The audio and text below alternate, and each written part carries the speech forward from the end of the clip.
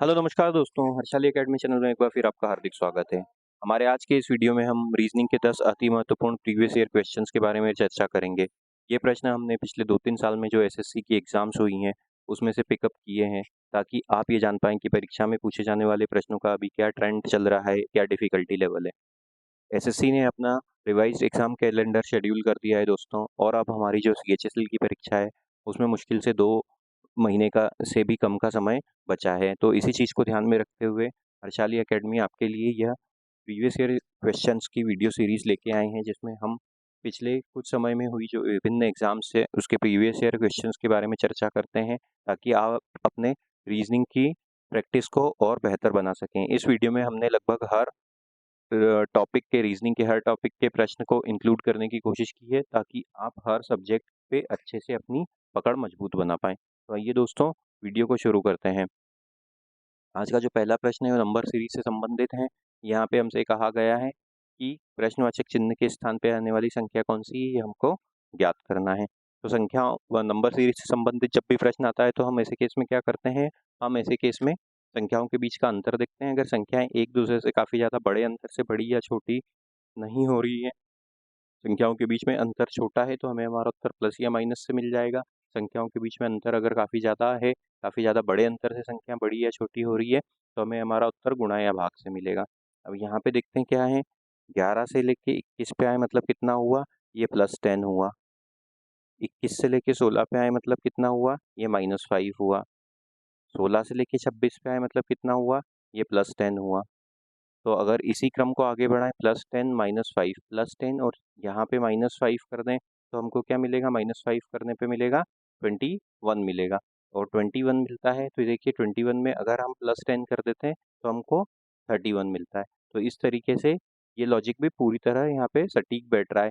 +10 -5 +10 -5 +10। तो प्रश्नवाचक चिन्ह के स्थान पे ऑप्शन नंबर 3 21 ये है संख्या आएगी। इसको हम एक दूसरे तरीके से अल्टरनेट सीरीज के हिसाब से भी कर सकते हैं। देखिए 11 से 16 पे आए मतलब -5 हो रहा है, 21 से 26 मतलब +5 हुआ, 26 से 31 मतलब +5 हुआ। तो यहाँ पे 11 से 16 और 16 से यहाँ पे +5 कर देंगे तो भी हमें 21 ही मिलेगा। इस तरीके से भी हम इसे हल कर सकते हैं। आगे चलते हैं, फिर से नंबर सीरीज का प्रश्न है। देखिए अब संख्याओं के बीच में फिर से अंतर निकालते हैं। क्या अंतर आता है, 4 से लेके 7 पे आए मतलब कितने का अंतर हो गया, ये 3 का अंतर हो गया, +3 का अंतर हो गया। 7 से लेके 17 पे आए मतलब कितना हुआ, ये +10 का अंतर हो गया। 17 से लेके 38 पे आए मतलब ये कितना हो गया, ये 21 का अंतर हो गया। उसके बाद 38 से लेके 72 पे आए मतलब ये कितने का अंतर हो गया, 38 से 72 मतलब 4 और 12 में से 8 गए तो 4 और 6 में से 3 गए तो 3, 34 का अंतर हो गया। तो अब यहाँ पे हमको कोई पैटर्न मिल रहा है क्या, देखिए यहाँ पे हमको कोई पैटर्न मिल रहा है क्या, इनके बीच में अंतर देखेंगे तो ये अंतर हो जाता है 51 का +51 का। इनके बीच में अंतर देखेंगे तो ये +70 का अंतर हो जाता है। इनके बीच में अंतर देखते हैं तो ये कितना हो जाता है, 3 और 9, 93 का अंतर हो जाता है। और इनके बीच में भी जो अंतर हो जाता है वो कितने का हो जाता है, 2, 122 का अंतर हो जाता है दोस्तों। 2 और 40, हाँ ठीक है, 122 का अंतर हो जाता है। तो अब यहाँ पे तो हमको कोई पैटर्न मिल नहीं रहा है, तो जब ऐसा होता है कि कोई पैटर्न नहीं मिलता है तो हम क्या करते हैं, अब सेकंड सीरीज में इसकी वैल्यू निकालते हैं, डिफरेंस निकालते हैं। तो 3 से लेके 10 पे आए मतलब कितने का अंतर हो गया, +7 का हुआ। 10 से 21 पे आए मतलब कितना हुआ, +11 का अंतर हुआ। 21 से 34 पे आए मतलब कितना हुआ, ये +13 का अंतर हुआ। 34 से लेके 51 पे आए मतलब कितने का अंतर हुआ, 34 से 51 पे आए मतलब 17 का अंतर हो गया। तो अब ये कैसी सीरीज आगे बढ़ी, 7, 11, 13, 17। अब 7 के बाद 9 नहीं आया है, ये देखिए, और उसके बाद 13 के बाद 15 नहीं आया, मतलब क्या हुआ है, ये प्राइम नंबर्स का डिफरेंस चल रहा है। 17 के बाद अब यहाँ पे 19 का अंतर होना चाहिए, तो 51 से 17 पे मतलब 19 का अंतर हो गया। 70 से 23 पे आए मतलब ये कितने का हो गया, ये 93 पे मतलब 23 का अंतर हो गया। और 93 से 29 पे आए, 93 से 122 पे आए मतलब +29 का अंतर हो गया। ये इस प्रकार से श्रृंखला आगे बढ़ रही है। ये प्राइम नंबर्स का डिफरेंस इनके बीच में है। तो 29 के बाद अगला प्राइम नंबर कौन सा आता है? 31 आता है। तो अगर इसमें +31 कर देंगे तो हमको कितना मिलेगा? हमको मिलेगा 153। इसमें 31 जोड़ने पे 153 मिलेगा। 408 में अगर 153 जोड़ दें तो हमको कितना मिलता है? 561। ऑप्शन नंबर 1 हमारा सही उत्तर होगा। उम्मीद करते हैं ये वीडियो आपको पसंद आ रहा होगा, ये प्रश्न आपको पसंद आया होगा। अगर आपको ये वीडियो पसंद आ रहा है तो प्लीज़ इस वीडियो को लाइक कीजिए, अपने दोस्तों के साथ शेयर कीजिए। आपका एक लाइक, एक शेयर हमें काफ़ी ज़्यादा प्रोत्साहन देता है और हमें इस प्रकार का कंटेंट आप तक लाने के लिए और एक नई प्रेरणा मिलती है। आगे चलते हैं। हम देखते हैं अंग्रेजी वर्णमाला के क्रम के आधार पर DMTS को इस प्रकार FOVU से एक निश्चित प्रकार से संबंधित है, उसी प्रकार KGQOMISQ से संबंधित है। तो कोडिंग डिकोडिंग का प्रश्न है। अल्फ़ाबेट कोडिंग डिकोडिंग का जब भी प्रश्न आता है हम प्लेस वैल्यू के कॉन्सेप्ट की हेल्प लेते हैं। प्लेस वैल्यू के कॉन्सेप्ट के अनुसार देखते हैं ये किस प्रकार से है। D है, M है, T है और फिर S दिया हुआ है। इसको कैसे लिखा गया है? FOVU। तो अब इनकी प्लेस वैल्यू देख लेते हैं। D की प्लेस वैल्यू होती है 4, M की प्लेस वैल्यू होती है 13, T की प्लेस वैल्यू होती है 20 और S की प्लेस वैल्यू होती है 19। उसी प्रकार F की प्लेस वैल्यू होती है 6, O हो जाता है हमारा 15 पे, Y हो जाता है हमारा V हो जाता है हमारा 22 पे और U हो जाता है 21 पे। तो 4 से लेके 6 पे आए मतलब कितना हुआ? +2 हुआ। 13 से 15 +2, 20 से 22 +2 और 19 से 21 +2। तो यहाँ पे सभी लेटर्स में +2 हुए जा रहा है दोस्तों। ये +2 हुआ और ये भी +2 हुआ। अब उसके बाद देखिए यहाँ पे क्या दिया हुआ है? KGQO। इसको कैसे कोडित किया गया है? MISQ। इनकी प्लेस वैल्यू लिख लेते हैं जल्दी से। K हो जाता है हमारा 11 पे, G हो जाता है 7 पे, Q हो जाता है 17 पे और O हो जाता है 15 पे। उसी तरह देखें तो M हो गया 13 पे, I हो गया 9 पे, S हो गया 19 पे और Q हो गया 17 पे। यहाँ पे भी +2 हो रहा है। 13 से 11 +2 हुआ, 7 से 9 +2 हुआ, 17 से 13 +2 हुआ और 15 से 17, 17 से 19 +2 हुआ और 15 से 17 भी +2 हुआ। तो अब देखते हैं इसका क्या हो जाएगा? HCMJ का HCMJ। H हो गया 8 पे, C हो गया 3 पे, M हो गया 13 पे और J हो गया 10 पे। +2 कर देंगे, ये हो जाएगा 10। 10 मतलब हो जाता है हमारा J। हमारा जो उत्तर होगा J से शुरू होगा, इसलिए ऑप्शन नंबर 1 रूल आउट हुआ, ऑप्शन नंबर 3 रूल आउट हुआ।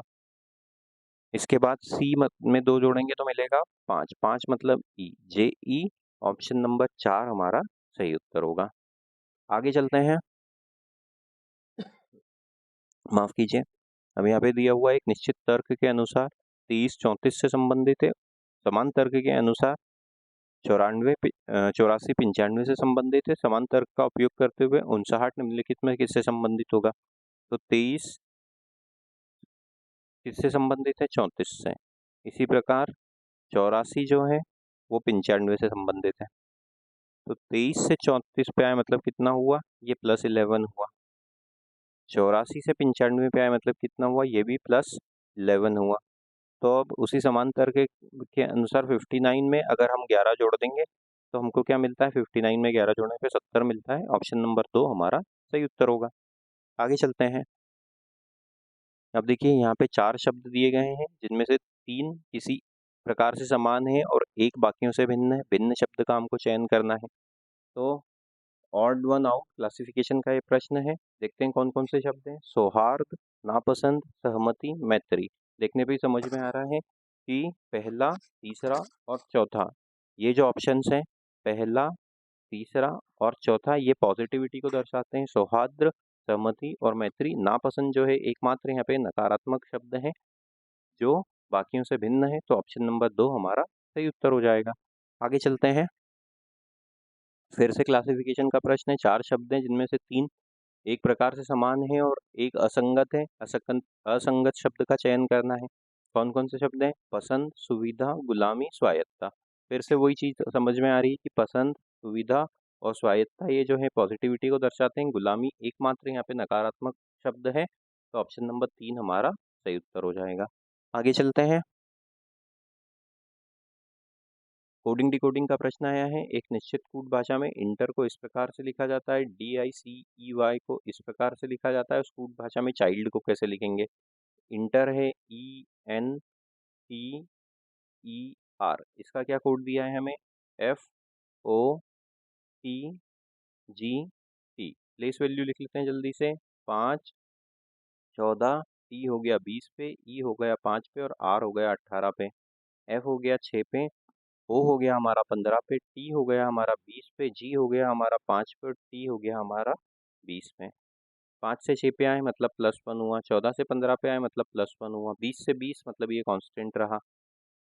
फिर 5 से ये G हो गया हमारा 7 पे, 5 से 7 पे आए मतलब +2 हुआ, 18 से 20 पे आए मतलब +2 हुआ, +1 फिर यहाँ पे सेम रहा और फिर +2 हुआ। उसके बाद देखिए DICEY, इसको कैसे लिखा गया है? EJCGA के रूप में। तो D हो गया 4 पे, I हो गया हमारा 9 पे, C हो गया हमारा 3 पे, E हो गया 5 पे और Y हो गया 25 पे। तो E 5 पे हुआ, J हो गया हमारा 10 पे, C 3 पे, G हो गया 7 पे और A हो गया 1 पे, या सेकंड सीरीज की वैल्यू देखें तो 27 पे। तो 4 से 5 हुआ +1, 9 से 10 हुआ +1, 3 कांस्टेंट है, 5 से 7 हुआ +2 और 25 से 27 हुआ तो +2। वही लॉजिक लगा हुआ है। तो अब इस कूट भाषा में कैसे लिखेंगे चाइल्ड को? CHILD। तो देखिए तीसरे नंबर पे जो I है वो कांस्टेंट रहेगा, तीसरे नंबर पे I ऑप्शन नंबर 3 में नहीं है, ऑप्शन नंबर 4 में नहीं है, ये रूल आउट हुए। इसमें ये 3 पे होता है, ये 8 पे होता है, ये 12 पे होता है, ये 4 पे होता है। 3 में एक जोड़ा मिला 4, 4 मतलब D। इसमें एक जोड़ा तो 8, 8 और एक 9, 9 मतलब I। तो DI और फिर उसके बाद एक और बार I। तो DII किस में आ रहा है? DII आ रहा है ऑप्शन नंबर 1 में। ऑप्शन नंबर 1 हमारा सही उत्तर हो जाएगा। आगे चलते हैं। फिर से कोडिंग डिकोडिंग का प्रश्न है। यहाँ पे क्या दिया गया है? बनियान को इस प्रकार से लिखा हुआ है, लॉन्च को इस प्रकार से लिखा हुआ है। स्कूट भाषा में स्ट्राइकर को कैसे लिखेंगे? BANYAN। इसका क्या कोड है? EDQBDQ। B मतलब 2, A मतलब 1, N मतलब 14, Y मतलब 25, A मतलब 1 और N मतलब 14। अब ED की E हो जाता है 5 पे, D हो जाता है 4 पे, Q होता है हमारा 17 पे, B होता है हमारा 2 पे, D होता है हमारा 4 पे और Q होता है 17 पे। देखते हैं वर्टिकली कोई लॉजिक मिल रहा है। 2 से 5 3 हुआ, 1 से 4 +3 हुआ, 14 से 17 +3 हुआ। देखिए यहाँ पे +3 हो रहा है, ये +3, ये +3, 14 से 17 पे आए +3 हुआ। इसकी सेकंड सीरीज की प्लेस वैल्यू होती है 28 B की, तो 25 से लेके 28 पे आए मतलब कितना हुआ? ये भी +3 हुआ। 1 से लेके 4 पे आए +3 हुआ, 14 से लेके 17 पे आए यहाँ पे भी +3 हुआ। बाकी को देखते हैं। लॉन्च को कैसे लिखा गया है? LAUNCH।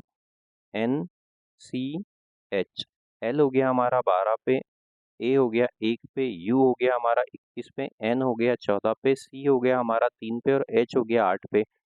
इसको कैसे लिखा गया है? ODXQFK के रूप में। O मतलब 15, D मतलब 4, X मतलब 24, Q मतलब 17, F मतलब 6 और K मतलब 11। तो 12 से 15 पे आए +3 हुआ, 1 से 4 पे आए +3 हुआ, 21 से 24 पे आए +3 हुआ, 14 से 17 पे आए +3 हुआ, 3 से 6 पे आए +3 हुआ और 8 से 11 पे आए +3 हुआ। +3 हो रहा है हर एक में। अब यहाँ पे देखते हैं स्ट्राइकर को कैसे लिखेंगे। S मतलब होता है 19 और 19 में 3 जोड़ने पे हमको मिलता है 22। 22 पे आता है हमारा V। तो हमारा जो उत्तर शुरू होगा वो V से शुरू होगा। V से शुरू होने वाला एकमात्र जो ऑप्शन है वो ऑप्शन नंबर 1 है। ऑप्शन नंबर 1 हमारा सही उत्तर हो जाएगा। आगे चलते हैं। ब्लड रिलेशन का प्रश्न है। भानु चिराग की बहन है, आर्यन भानु के पिता हैं, चिराग दीवान का भाई है, दीवान ईशा के पति हैं, ईशा का आर्यन से क्या संबंध है?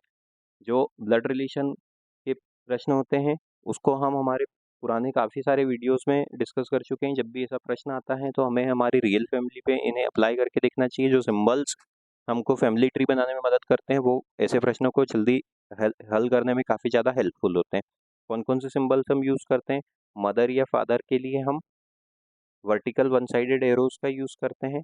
ब्रदर या सिस्टर के लिए हम हॉरिजॉन्टल वन साइडेड एरोज का यूज़ करते हैं।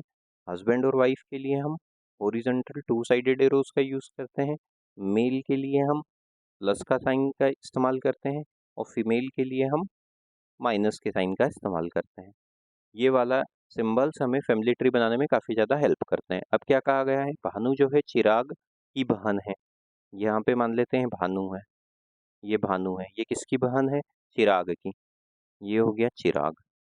अब चिराग मेल जेंडर दिखा रहा है इसलिए ये प्लस का साइन, और भानु बहन है इसलिए माइनस का साइन, और बहन है इसलिए one sided horizontal arrow. Aryan Bhanu के पिता हैं, आर्यन जो है वो किसके पिता हैं, भानु के, तो ये आर्यन हो गए, तो पिता है इसलिए प्लस का साइन। चिराग दीवान का भाई है, चिराग जो है किसका भाई है, दीवान का, ये हो गया दीवान। दीवान ईशा का पति है, दीवान पति है किसका, ईशा का, ईशा का पति है इसलिए हॉरिजॉन्टल टू साइडेड एरोज हो गया, ये हो गई ईशा।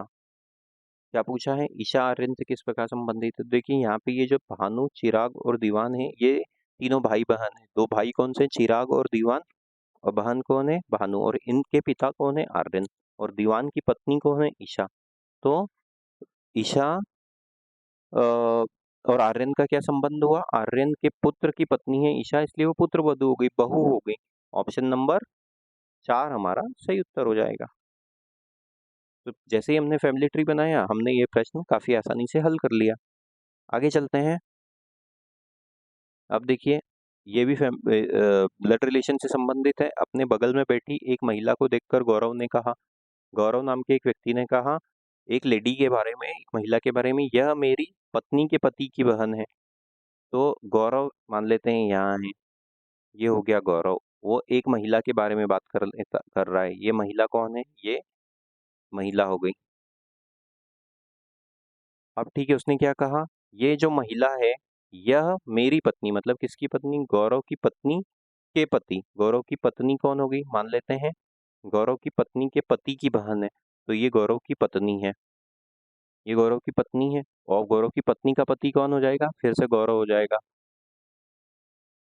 और पत्नी के पति की बहन है, मतलब किसकी बहन है, गौरव की बहन है, ये सिंगल साइडेड एरो। क्या पूछा है, महिला का गौरव से क्या संबंध है, बहन है, ऑप्शन नंबर 3।